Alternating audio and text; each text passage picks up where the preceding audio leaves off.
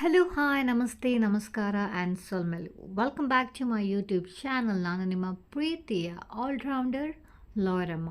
ಇವತ್ತಿನ video legal video ಅಂತೂ ಅಲ್ವೇ ಅಲ್ಲ, ಬಟ್ ಮೋಟಿವೇಶ್ನಲ್ ವಿಡಿಯೋ ಅಂತೂ ಹೌದು.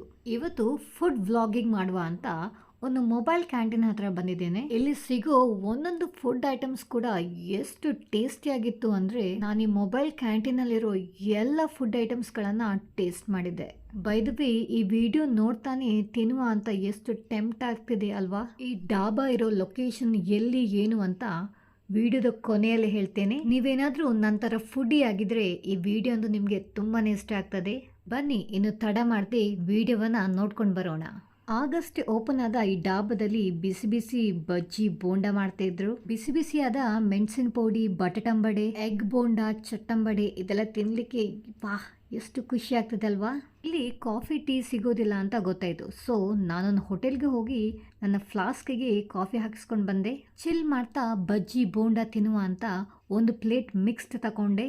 ಇನ್ನೇನು ಬ್ಯಾಟಿಂಗ್ ಶುರು ಮಾಡೋದೆ. ನಾನು ಸ್ಟಾರ್ಟ್ ಮಾಡಿದ್ದೆ ನನ್ನ ಫೇವ್ರೆಟ್ ಬಟಾಟಂಬಡೆಯಿಂದ.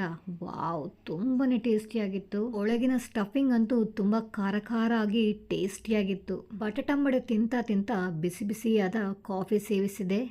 ವಾಹ್, ಎಂಥ ಕಾಂಬಿನೇಷನ್. ನೆಕ್ಸ್ಟ್ ನನ್ನ ಕಣ್ಣು ಎಗ್ ಬೋಂಡದ ಮೇಲೆ ಬಿತ್ತು. ಆ್ಯಕ್ಚುಲಿ ನನಗೆ ಆಮ್ಲೆಟ್ ಬಿಟ್ಟರೆ ಎಗ್ಗಲ್ಲಿ ಬೇರೆ ಯಾವುದು ವೆರೈಟಿ ಇಷ್ಟ ಆಗೋದಿಲ್ಲ. ಬಟ್ ಈ ಎಗ್ ಬೋಂಡ ಅಂತೂ ಕ್ರಿಸ್ಪಿ ಔಟ್ಸೈಡ್, ಸಾಫ್ಟಿ ಇನ್ಸೈಡ್. ನೀವೇನಾದರೂ ಎಗ್ ಲವರ್ ಆಗಿದ್ರೆ ಇದನ್ನಂತೂ ಟೇಸ್ಟ್ ಮಾಡಲೇಬೇಕು. ಈ ಥರ ತಿಂಡಿ ಜೊತೆ ಆನಿಯನ್ ತಿನ್ನಲಿಕ್ಕೆ ಖುಷಿ ಆಗ್ತದೆ ಅಲ್ವಾ.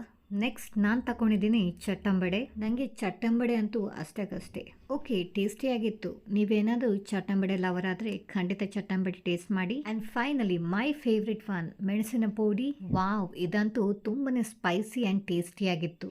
ಒಂದು ರೌಂಡ್ ಮುಗೀತು. ನೆಕ್ಸ್ಟ್ ಏನು ಮಾಡ್ತಿದ್ದಾರೆ ಅಂತ ಡಾಬಾದ ಹತ್ರ ನೋಡ್ಲಿಕ್ಕೆ ಹೋದೆ. ಮಕ್ಕಳ ಫೇವ್ರೆಟ್ ನೂಡಲ್ಸ್ ಮಾಡ್ತಾ ಇದ್ರು. ಇಲ್ಲಿ ಎಗ್ ನೂಡಲ್ಸ್, ಚಿಕನ್ ನೂಡಲ್ಸ್ ಎರಡೂ ವೆರೈಟಿ ಇದೆ. ಸೊ ನಾನಿಲ್ಲಿ ಎಗ್ ನೂಡಲ್ಸ್ ತಗೊಂಡೆ. ಅದ್ರ ಜೊತೆಗೆ ಹಾಫ್ ಗೋಬಿ ಕೂಡ ತಗೊಂಡೆ.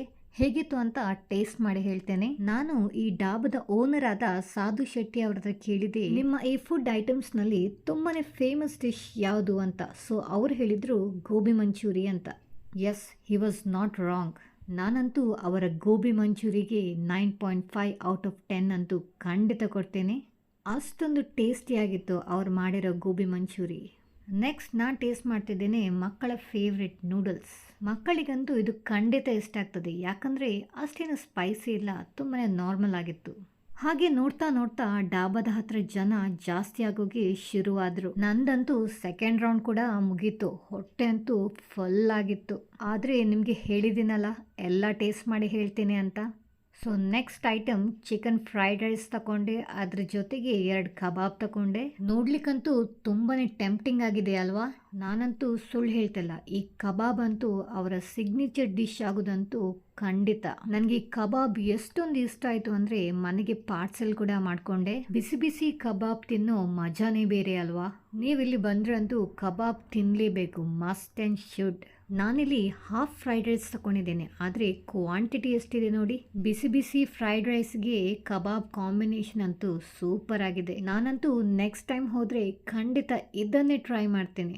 ನೀವಿಲ್ಲಿ ಗೋಬಿ ನೂಡಲ್ಸ್ ಏನು ತಗೊಂಡ್ರು ಹಾಫ್ ಪ್ಲೇಟಿಗೆ 40 ರುಪೀಸ್, ಫುಲ್ ಪ್ಲೇಟಿಗೆ 80 ರುಪೀಸ್. ಇಲ್ಲಿ ಇಷ್ಟೇ ಐಟಮ್ ಇದೆ ಅಂತ ಅನ್ಕೋಬೇಡಿ. ಇದನ್ನ ಬಿಟ್ಟು ಆಮ್ಲೆಟ್, ಬ್ರೆಡ್ ಮಸಾಲ, ಹೀಗೆ ಇನ್ನೂ ತುಂಬ ಫುಡ್ ಐಟಮ್ಸ್ಗಳನ್ನು ಮಾಡ್ತಾರೆ.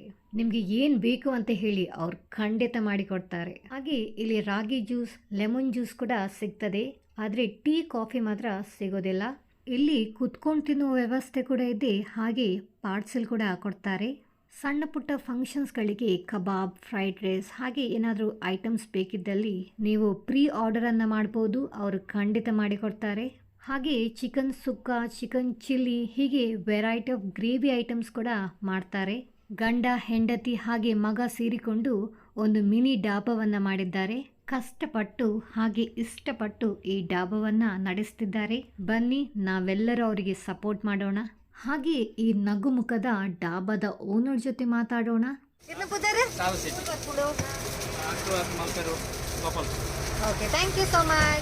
ಹೇಳಿದ್ರಲ್ಲ, ಆಶೀರ್ವಾದ್ ಮಲ್ಪೆ ರೋಡ್ ಹೋಗೋ ದಾರಿಯಲ್ಲಿ ವರ್ತೆ ಪಂಜುರ್ಲಿ ಮೊಬೈಲ್ ಕ್ಯಾಂಟೀನ್ ನೋಡ್ಲಿಕ್ಕೆ ಸಿಗ್ತದೆ. ಒಮ್ಮೆ ವಿಸಿಟ್ ಮಾಡಿ ಕಮೆಂಟಲ್ಲಿ ಹೇಗಿತ್ತು ಅಂತ ತಿಳಿಸಿ.